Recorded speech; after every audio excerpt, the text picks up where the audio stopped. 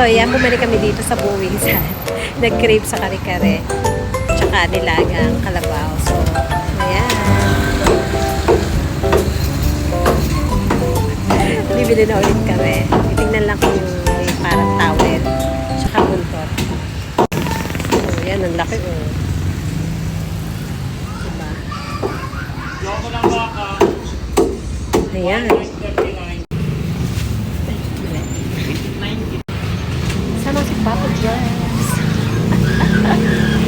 Ayan. Dami nabili. O yan ang ulo ng... Ano ba ito? Ulo ng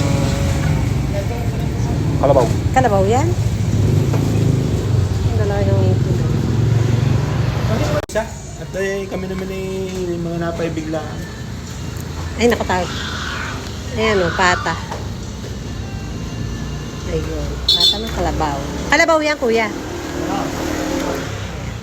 Ayun mo ba kayo mo? Ah, ito ba?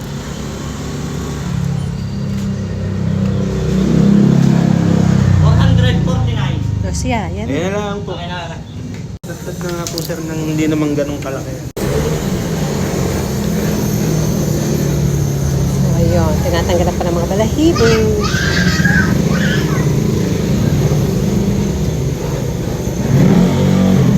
Pwede ako, nakla. Yan. Beef steak. Ang beef steak. Buong ulo daw. Ulo na rin. Laman ng kalabaw.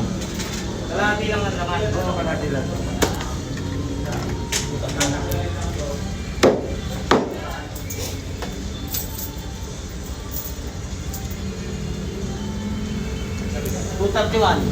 Sige. Yun. Kakari-kari. Ayan, balat yan. Hindi ko alam kung kalabaw o baka.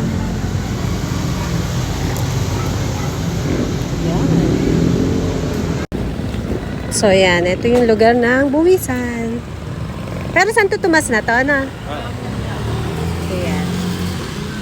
O, yun ang towel.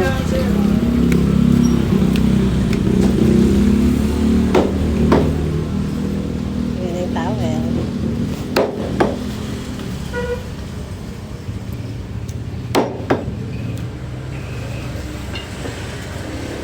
Kasi pwede nang tagtarin.